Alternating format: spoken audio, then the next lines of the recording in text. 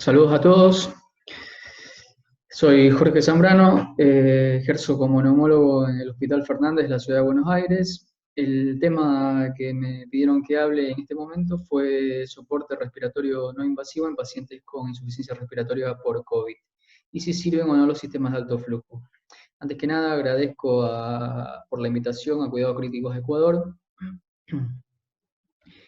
Y bien, más que nada es para mostrar un poco mi hospital. Es el Hospital Fernández, en el cual aproximadamente hay de 250 a 300 camas de internación general, repartidas en todos los servicios que hay en el hospital. Camas de terapia intensiva hay un aproximado de 50 a 55 camas que están preparadas para recibir a pacientes con COVID-19. Al momento en el hospital se han visto un aproximado de 200 pacientes, de los cuales unos 50 han dado positivo, probablemente a la fecha sean mucho más. Creemos que los pacientes van a aumentar exponencialmente como pasaba en todos los países, por lo tanto nosotros estamos armando una sala de ventilación mecánica no invasiva y alto flujo en la espera de estos pacientes y así poderles otorgar otra forma alternativa de ventilación mecánica a este tipo de pacientes. Bueno, el soporte respiratorio no invasivo básicamente se divide en dos formas. Uno sería el oxígeno de alto flujo, que es la cánula nasal de alto flujo termohumidificada, y después los sistemas de ventilación no invasiva. Estos modos de ventilación son muy controvertidos, ya que en el 30% de los casos se ve que fracasan y muchas veces retrasan la intubación orotraqueal, por lo que aumentan la mortalidad. En cuanto empezó la pandemia mundial y comenzó a haber mayor casos de pacientes en todo el mundo de COVID-19, salieron muchas guías en cuanto al manejo, el manejo clínico y el manejo de la parte ventilatoria. Estas guías en cuanto a la ventilación no invasiva no se ponen de acuerdo y son muy diversas las recomendaciones. Algunas lo recomiendan, otros lo sugieren, otros la tienen como una opción, algunos no de rutina, tanto para cánula de alto flujo como para BNI. En esta diapositiva básicamente lo que quiero es hacer una aclaración. BNI, cuando nosotros hablamos de BNI, estamos hablando tanto de CPAP como BiPAP, porque muchas veces se sobreentiende como BNI como la CPAP, y no es lo mismo. BNI puede ser BiPAP o CPAP, que son modos de programar el respirador en BNI. CPAP, cuando nos referimos a CPAP, estamos hablando de PIP, es decir, que te ponemos presión positiva al final de la expiración. Y cuando hablamos de BiPAP, estamos hablando de modos duales, es decir, modos en los cuales yo programo una presión tanto en la fase inspiratoria como en la expiratoria. Y la diferencia entre estas dos presiones me da una presión de soporte. Y por otro lado tenemos la cánula de alto flujo, que es una forma de dar oxígeno no invasivo también, que no me lo da con una presión, lo que me da es un flujo, y los flujos son hasta de 60 litros por minuto. Después algunos aspectos técnicos para hacer una diferencia entre cánula de alto flujo y BNI propiamente dicho. Y las diferencias van a ser tanto en temperatura, humedad, presión, flujo, circuito y oxígeno. En cuanto a temperatura, la cánula de alto flujo termohumidificada, como su palabra lo dice, es caliente. Es aire que yo puedo programar la temperatura entre 31 y 37. Por lo general, se pone una temperatura estándar de 34. Después la temperatura en los sistemas de BNI puede ser variable. En cuanto a la humedad, el aire o el gas que yo voy a dar con una cánula de alto flujo es saturado, en cambio la humedad en el BNI puede ser variable. La presión con la cánula de alto flujo es variable, en cambio con el BNI uno va a tratar siempre de que la presión sea fijada, va a ser una presión prefijada, ya sea tanto en la inspiración o en la expiración. Si hablamos de CPAP, la presión va a ser en la expiración, es lo que conocemos como PIP, y si hablamos de BiPAP, la presión va a ser tanto en la inspiración como en la expiración, y va a ser IPAP y EPAP. Y después, en cuanto al flujo, con la cánula de alto flujo, yo puedo dar un flujo continuo, que va a ser variable, de acuerdo al que yo le seteo, le programo al equipo, puede ser entre 20 y 60, y en la BNI va a ser un flujo variable, y que esta variación tiene que ver con la mecánica respiratoria, o la dinámica respiratoria del paciente, y por otro lado, en cuanto tiene que ver con la fuga, porque estos sistemas, debido a que muchas veces es difícil adaptar a los pacientes, por medio de las máscaras que se colocan, van a tener fuga. Y después tenemos en cuanto al circuito, cuando hablo de circuito me refiero a la tubuladura. En las cánulas de alto flujo el circuito es un circuito simple y en el BNI los circuitos pueden ser simples o dobles.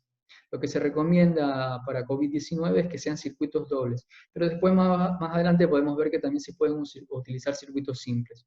Y después en cuanto al oxígeno, tanto la cánula de alto flujo como el BNI me pueden aportar oxígeno. Después vamos a ver hasta cuánto y cuáles son las limitantes con el oxígeno. Bien, entonces yo les voy a hablar un poco de medicina basada en la experiencia, ya que nada de esto tiene evidencia al momento, tiene evidencia en otras patologías o en patologías crónicas, que son las que estamos acostumbrados a ver los que nos dedicamos a medicina respiratoria. Pero en cuanto a COVID-19 hay muy poca evidencia, y la evidencia que hay son de grupos pequeños, casos no controlados, no randomizados, sin grupo control. Entonces, ¿cuál va a ser el objetivo de la charla?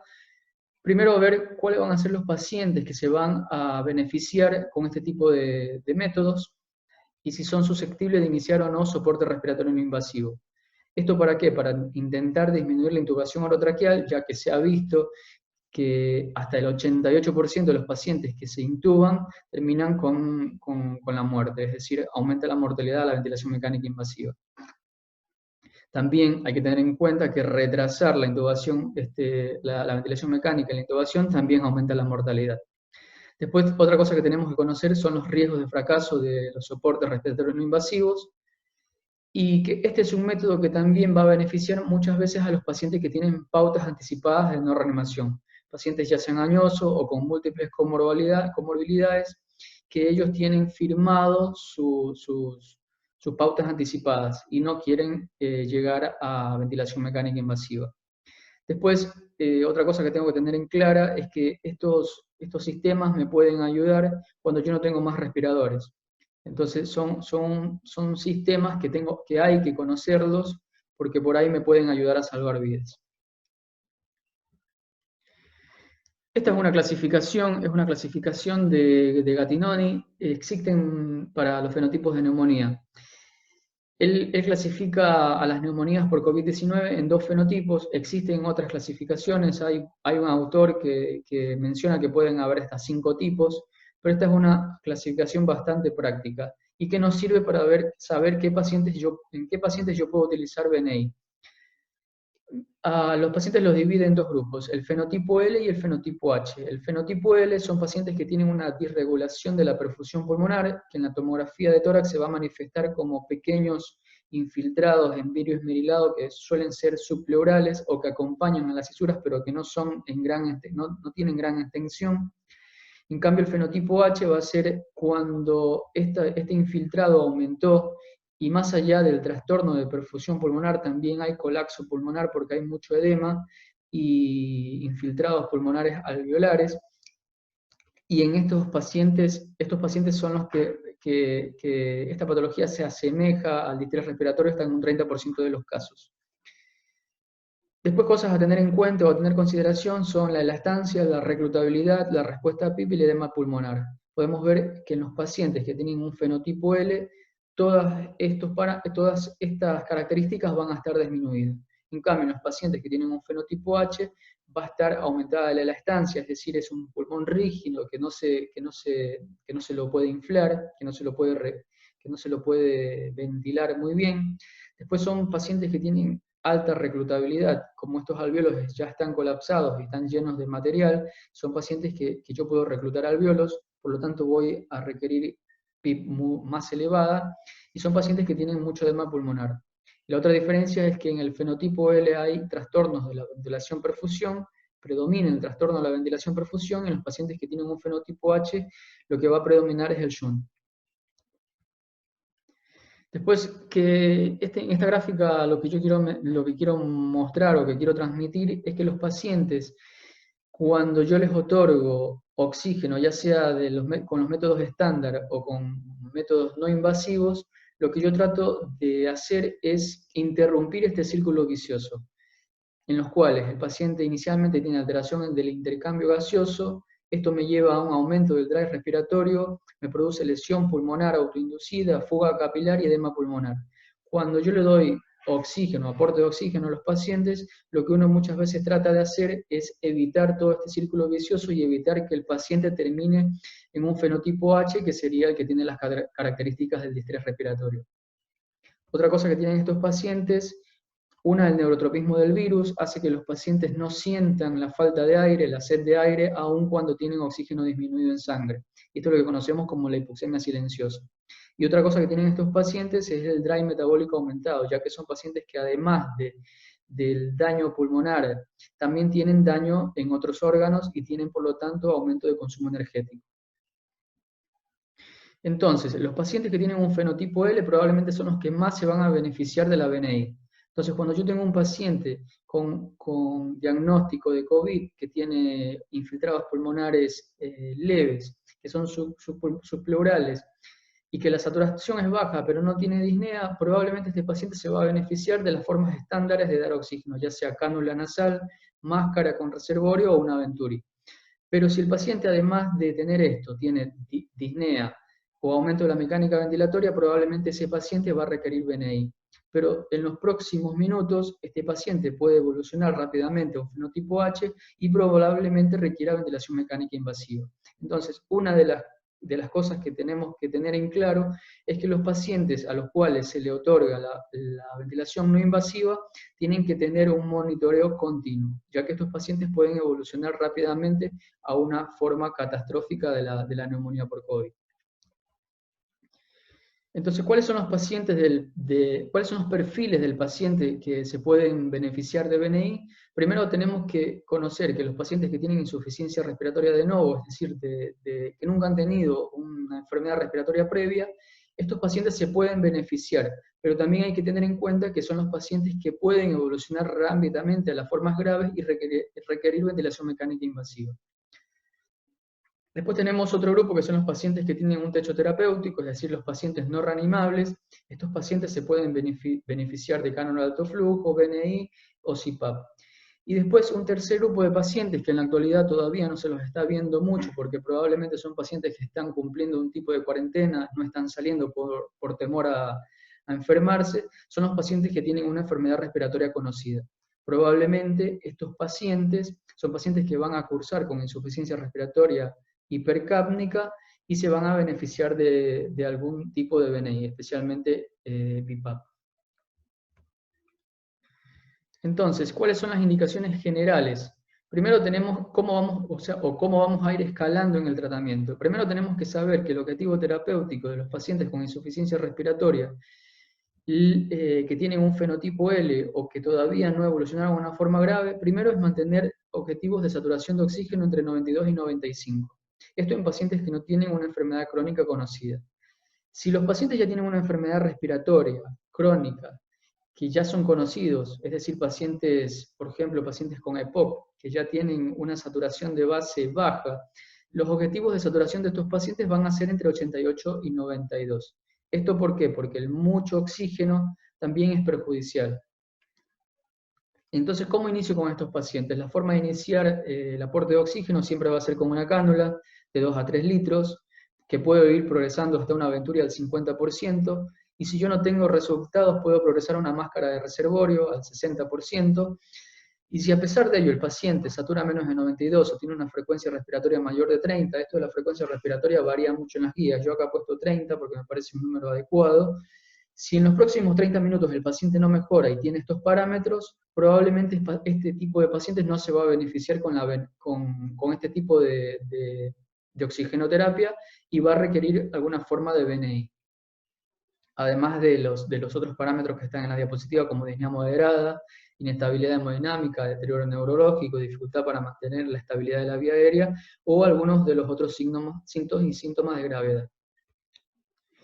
Bueno, entonces, si el paciente no cumple el objetivo terapéutico de 92, 95, si es agudo, o 90, si es un paciente crónico, ya sea con cánula nasal, Venturo o reservorio, tengo que valorar, escalar el aporte terapéutico de estos pacientes. Entonces, por un lado tengo los pacientes que van a ser ventilados rápidamente y van a requerir terapia intensiva, y por otro lado tengo los pacientes que se van a beneficiar de un soporte respiratorio no invasivo, que son los pacientes de los cuales yo voy a hablar. Estos tipos de pacientes podemos tener dos grupos: los pacientes que tienen insuficiencia respiratoria normocápnica, es decir, que su PCO2 es normal, que su PCO2 está dentro de los valores normales. Estos pacientes son los que se van a beneficiar de CPAP o de cánula de alto flujo. Y después tenemos los pacientes con una enfermedad pulmonar crónica, y que estos por lo general van a cursar con insuficiencia respiratoria hipercápnica, y estos se van a beneficiar de formas duales de ventilación mecánica. En este caso me refiero a BiPAP. Y un pequeño porcentaje se pueden beneficiar de cánula de alto flujo.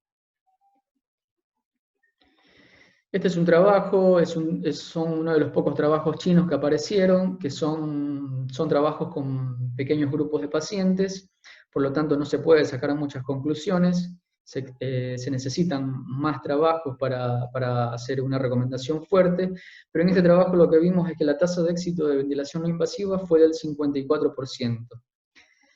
Otra cosa que ellos mencionan en las conclusiones es que hay que evitar la transición de cánula de alto flujo a BNI. Si yo a un paciente le estoy haciendo cánula de alto flujo y fracasa, probablemente este paciente va a requerir intubación orotraqueal, y no tengo que perder el tiempo probando otras formas de ventilación no invasiva, sino que rápidamente intubarlo y otorgarle ventilación mecánica invasiva.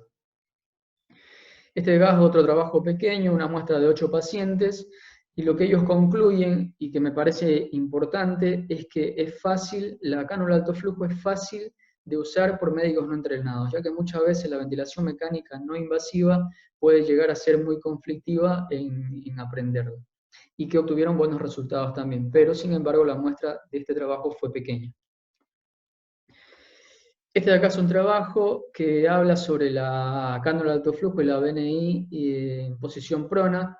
Eran 20 pacientes con síndrome de estrés respiratorio agudo, de los cuales 45 pacientes tenían influenza, 45% de los pacientes tenían influenza, 10% eran otros virus, y de estos pacientes, 10 casos tenían un síndrome, un distrés respiratorio moderado, y 10 casos fueron muy graves.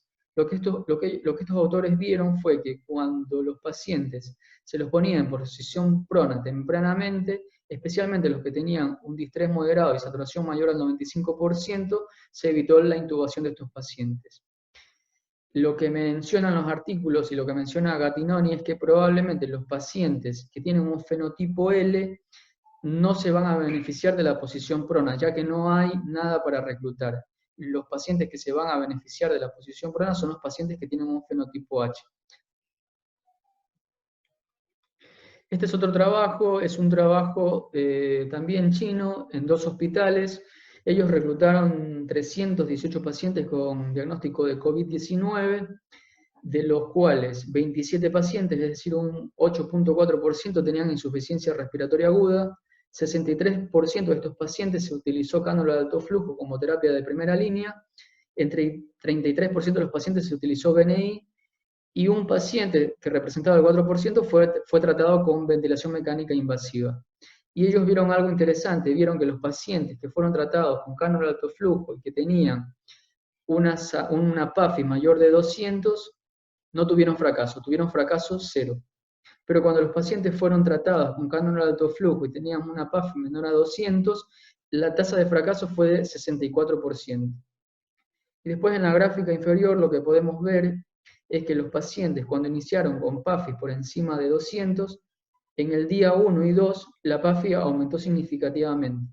Caso contrario, en los pacientes que empezaron con cánula de alto flujo y una PAFI más baja, la PAFI en los siguientes 2 días disminuyó progresivamente, y estos pacientes probablemente sean los pacientes que requirieron intubación orotraqueal. Bueno, después para hablar un poco de oxigenoterapia de alto flujo, tenemos que básicamente la oxigenoterapia de alto flujo es la cánula nasal de alto flujo termohumidificada. En cuanto a los principios terapéuticos, este es un gas húmedo y caliente que va a reducir el espacio muerto, y esta es una de las ventajas que tiene la cánula de alto flujo. Al disminuir el espacio muerto mejora la oxigenación, y también otra cosa que me da es que me puede dar cierta PIB. Algunos artículos mencionan que puede dar hasta 5 centímetros de agua.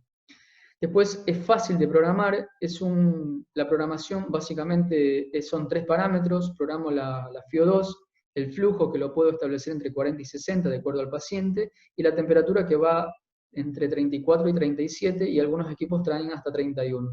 Pero de manera estándar se programa con 34. Este es el modelo de uno de los equipos de alto flujo. También hay respiradores mecánicos que me pueden dar terapia de alto flujo. Este va a constar de una resistencia que está acá en la base del equipo, que es lo que me va a dar humedad, donde se coloca el agua destilada. Después tiene una pantalla. En la pantalla yo voy a setear o voy a programar temperatura, FiO2 y flujo. Después tengo la tubuladura, que la tubuladura, una de las características que tiene es que por dentro tiene una resistencia, que es la que calienta el aire.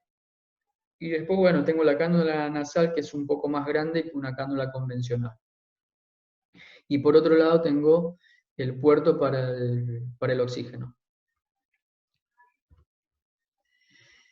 Este es un trabajo ya del 2015, y ya hay trabajos anteriores que lo que tratan de explicar es que la FiO2 que uno otorga con las formas estándar de dar oxígeno nunca es la que uno está dando. Es decir, si yo le doy 4 litros con una cánula de alto flujo, en el gráfico superior, este oxígeno o este gas que yo estoy otorgando a 4 litros se mezcla con el aire del ambiente, y la FiO2 siempre va a terminar siendo menor a la que yo estoy dando. Es menor a la resultante siempre va a ser menor.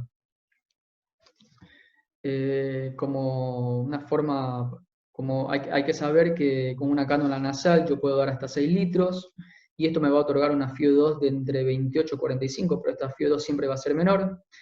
Después con una máscara simple yo puedo dar entre 5 y 10 litros, con una Venturi puedo dar una FiO2 del 24 hasta el 60%. De los métodos estándar, la Venturi es una de las que me da es una de las formas de dar oxígeno que es más estable.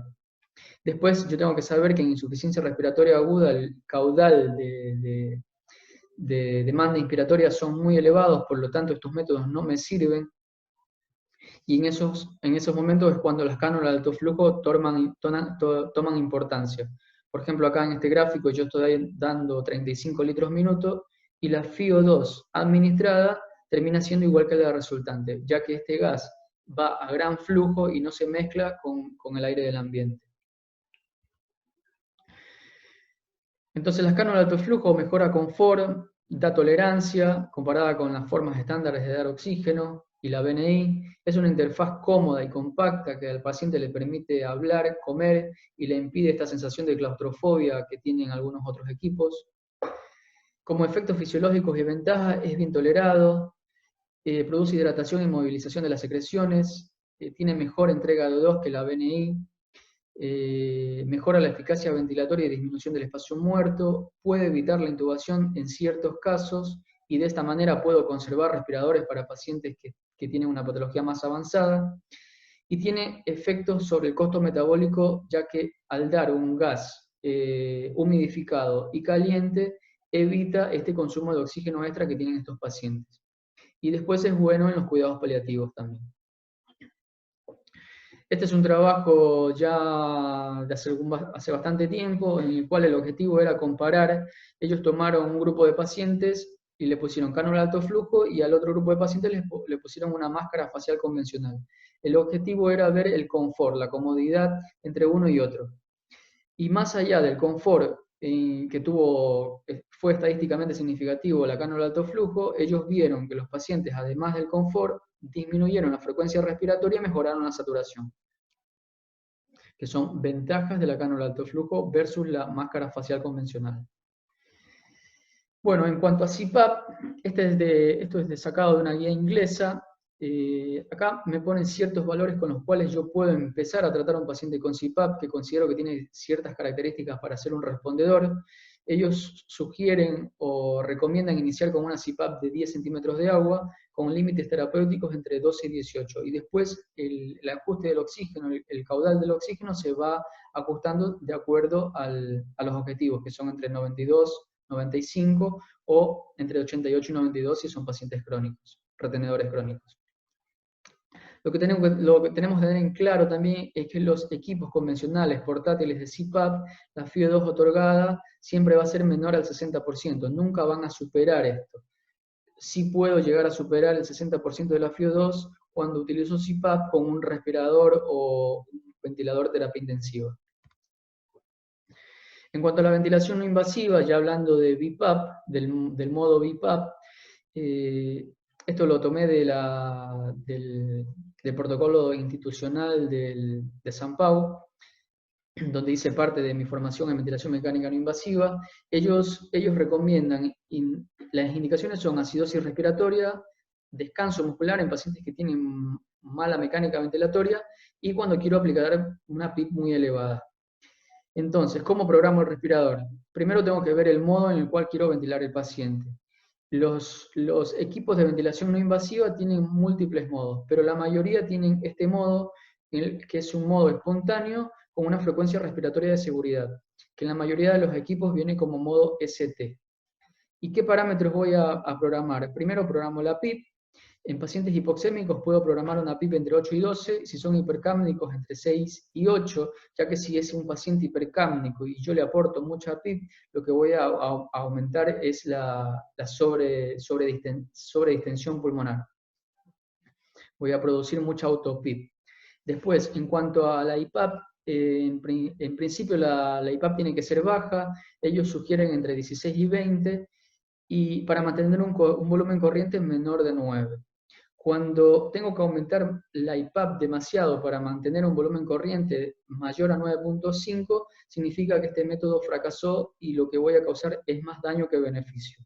Después otros parámetros para setear son la frecuencia respiratoria, el tiempo inspiratorio mínimo y máximo, la sensibilidad, y después siempre tengo que ajustar el oxígeno. El oxígeno se va a ajustar entre 90 y 92, para mantener una saturación entre 90 y 92. Estos son dos modelos de equipos de ventilación no invasiva portátiles. Lo que quiero marcar con estos dos equipos es que tienen que ser equipos de alta gama, es decir, equipos que tengan buenas turbinas para mantener buenas presiones. Este equipo de mi izquierda tiene para conectar una sola tubuladura, el equipo de la derecha tiene para conectar dos tubuladuras. Con ambos puedo ventilar pacientes con insuficiencia respiratoria por COVID. Y otra cosa que tengo que tener en cuenta es que estos pacientes tienen que tener un puerto para un conector de oxígeno. Bien, al inicio mencioné que una de las recomendaciones es usar dos puertos o dos tubuladuras, pero como todos sabemos hay disminución de los materiales que necesitamos en todos los hospitales. Entonces una forma de ventilar con una sola rama es esta, es la que recomiendan la mayoría de expertos, es decir, conectar una tubuladura, posterior a la tubuladura conectar una válvula exhalatoria o un puerto de fuga, después conectar el filtro antibacteriano y después conectar la interfase. Y que esta interfase no tenga fuga o no tenga válvula exhalatoria, ¿sí? Así cuando el paciente lo estoy ventilando, el aire que el paciente exhala, primero pasa el filtro antibacteriano y después es eliminado por la válvula exhalatoria que está después del filtro. De esta forma evito la aerosolización y la esparción del coronavirus. Esta es una especie de clasificación de los pacientes. Los clasifica en tres grupos. Con una bandera verde, un color verde, se lo pone a los pacientes más leves, en amarillo los pacientes que son moderados y que probablemente en amarillo están los pacientes que se van a beneficiar de BNI, y en rojo los pacientes que van a requerir probablemente ser intubados rápidamente. Entonces, los pacientes que están en verde son pacientes que van a tener una frecuencia respiratoria mayor de 20 y una saturación menor de 94. Es decir, son pacientes que si bien desaturan, probablemente son pacientes muy leves, y en estos pacientes yo puedo Acá ellos recomiendan directamente máscara facial, con una máscara simple, pero también puedo hacer una cánula nasal. El objetivo va a ser mantener esta frecuencia respiratoria o disminuirla y aumentar la saturación. Si con este objetivo con esta máscara o con esta cánula no cumplo estos objetivos, paso al siguiente nivel, sería el nivel amarillo. Es un nivel un poco más, que hay que tener un poco más de alerta. Son pacientes que siguen manteniendo una frecuencia respiratoria mayor a 20, la saturación sigue por debajo de 94, pero tengo una FIO mayor a 40. Entonces, en estos pacientes, ellos acá directamente recomiendan CPAP. Una CPAP con una presión de 10 y una FIO de 60, pero estos pacientes probablemente también se van a beneficiar de la cánula de alto flujo. Si los pacientes no responden, ellos recomiendan ir aumentando de 2 en 2 hasta 15 el CPAP y con una FIO2 de más de 60 hasta incluso el 100%. Y si los pacientes no se les evidenció ninguna respuesta en esta fase, probablemente los pacientes entren a la fase roja, a la bandera, al color rojo, y van a ser pacientes en los cuales probablemente en los próximos minutos necesiten intubación y ventilación mecánica. En cuanto a los protocolos del tratamiento, para la cánula de alto flujo, esta administración va a ser continua. Uno puede ir haciendo pausas conforme mejora el paciente, y el fin del tratamiento va a ser cuando el flujo es menor a 20 y cuando tiene una FIO2 menor a 35. En cuanto al CPAP, el uso es intermitente según tolerancia, y el fin del tratamiento va a ser cuando la PAFI sea mayor a 200 por 48 horas. Esto no significa que yo le saco el CPAP y dejo de darle oxígeno. Le voy a dar oxígeno de alguna otra manera. Y después, la BNI, el inicio va a ser intensivo, con pausas de menos de 2 horas, y en esas pausas yo puedo colocar al paciente una cánula de alto flujo para que descanse, para que coma, para que tome agua. ¿Y cuándo finalizo? Finalizo cuando el paciente tiene estabilidad clínica, ya tanto respiratoria como clínica propiamente dicha, y está más de 48 horas en pausa sin acidosis. Es decir, después de suspender la BNI, se mantiene 48 horas sin tener deterioro de la parte respiratoria y tampoco tiene acidosis. ¿Cómo monitoreo a estos pacientes? Cuando inicio con un soporte respiratorio no invasivo, estos pacientes se monitorean muy de cerca. Una de las bases del tratamiento o de estos tratamientos es la monitorización continua.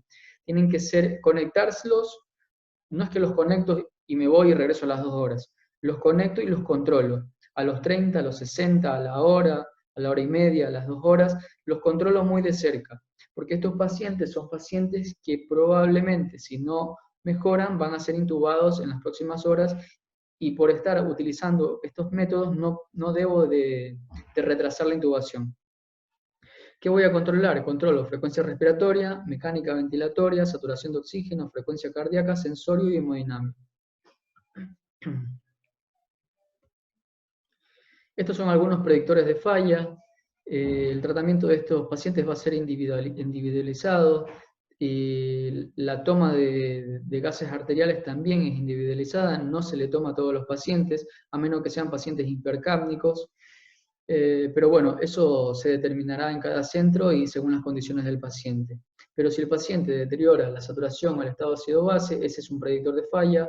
Otros predictores de falla son que siga utilizando los músculos accesorios o que el volumen tidal sea más del 9.5, es decir, que las presiones que yo tengo que aumentarlas para que el paciente mantenga volumen tidal elevado y así tenga saturaciones acordes. Después tengo deterioro sensorio o que el paciente requiera uso de vasopresores. Estos son predictores que el paciente va a fracasar y probablemente va a terminar ventilado. Bueno, ¿cuál es el problema con estos sistemas? Primero, lo que ya venimos mencionando, que hay que estar monitorizándolos muy de cerca y con todo el temor que existe a contagiarse uno mismo con el coronavirus, este es un problema. Y el otro problema es, bueno, el contagio, ya que se produce gran aerosolización con estos tipos de ventilación. Esto es sacado de artículos de trabajos hechos en laboratorio. podemos ver que con una cánula nasal a 1 litro la dispersión de aerosoles es de 66 centímetros horizontalmente. Cuando se aumenta hasta 5 litros puede llegar hasta 1 metro. Una máscara simple a 10 litros puede tener una dispersión de 40 centímetros. Una máscara de Venturi al 40%, 33 centímetros. Máscara reservorio 12 litros, 10 centímetros. Todas las formas estándar de dar oxígeno van a tener una dispersión. Pero recordar que estos son trabajos hechos en laboratorio. No hay trabajos hechos de esto en la vida real. En cuanto a la aerosolización de partículas con los soportes respiratorios no invasivos, tenemos que la cánula de alto flujo puede tener una dispersión hasta de 17 centímetros, con pérdidas laterales de hasta 62 centímetros cuando están mal colocadas las cánulas. Y con la BNI varía de acuerdo a las presiones, ¿sí? Si tengo una IPAP de 10 con IPAP de 5, hay una dispersión de hasta 60 centímetros. Si la IPAP aumenta hasta 18, la dispersión puede llegar hasta 80 centímetros. Entonces, en esta gráfica lo que podemos ver es que los modos que más dispersión producen es la ventilación no invasiva. Después tenemos la nebulización, la máscara simple, las máscaras de Venturi, una cánula nasal simple, y la cánula de alto flujo es la que menos dispersión otorga. Pero vuelvo y recalco que estos son estudios realizados en laboratorios. En esta gráfica de fotos térmicas lo que podemos ver, tanto en cánulas de alto flujo como cánulas de bajo flujo, es que un mecanismo para evitar la dispersión es colocar una máscara quirúrgica al paciente, una mascarilla quirúrgica, sobre las cánulas. Siempre y cuando el paciente la tolere y no le genere mayor sensación de falta de aire o claustrofobia. Entonces, cuando decido utilizar este tipo de soportes de oxígeno, siempre las recomendaciones son nivel de protección 3, la cual requiere una máscara de alta eficacia, ya sea FPP2, que es una N95, o FPP3, que es una N100, gafas de protección con montura integral, recoger el cabello y colocarse un gorro quirúrgico, guantes y una bata con protección microbiológica impermeable de manga larga. En cuanto a otras recomendaciones, lo que se recomienda es que haya presión negativa. Esto sabemos que es difícil, no todos los hospitales cuentan con presión negativa, y los hospitales que la poseen son pocas las habitaciones que tienen presión negativa. Si no se tiene presión negativa, otra cosa que se puede hacer es que haya intercambio de aire cada 12 horas. Si no existe esto, se puede optar por purificación de aire motorizada. Después lo que ya había mencionado, el uso de máscaras de gotas sobre la cánula de alto flujo. Y lo otro es el circuito de doble rama. Pero como sabemos que hay escasez de los materiales, se puede utilizar circuitos de una sola rama con las indicaciones que mencioné anteriormente. Bueno, como dije anteriormente, las guías no se ponen de acuerdo en cuanto a las recomendaciones para la BNI, pero lo que sí se ponen de acuerdo es que cuando voy a otorgar BNI o soporte respiratorio no invasivo, el preferido para todas las guías es la cánula nasal de alto flujo, ya que nosotros no tenemos helmet. Después, para saber por qué la BNI es tan controvertida en el distrés respiratorio, esto todos lo han de saber. Primero porque el distrés respiratorio tiene mucho defecto de oxigenación, hay que utilizar alta presión positiva al final de la expiración, la BNI va a tener mucha fuga, la movilización de las máscaras de una BNI promueve mucha desaturación, y esto es algo que se trata de evitar en los pacientes que están distresados, ya que se desreclutan. Estos pacientes van a requerir gran volumen minuto y producen muchas asincronías con este tipo de ventilación. Estos pacientes tienen un pulmón muy rígido, por lo cual van a necesitar mayor presión inspiratoria, van a tener mucha desaturación, y estos sistemas no son muy confortables para este tipo de pacientes. Y lo otro es que estos pacientes están acompañados no solamente del problema respiratorio, sino que además están sépticos y tienen muchas veces falla multiorgánica. Y bueno, para concluir, lo que quiero mencionar es que la efectividad de la BNI y las cánulas de alto flujo como primera línea necesita más evaluación, necesita más investigación para definir el equilibrio entre los beneficios y los riesgos para los pacientes. Otra cosa es que este procedimiento es altamente infeccioso, pero en la actualidad puede ser una forma de otorgar oxígeno a los pacientes muy necesaria y que por lo tanto tenemos todos que tener conocimiento del mismo. Agradezco la invitación nuevamente, saludos a todos, hasta una próxima vez.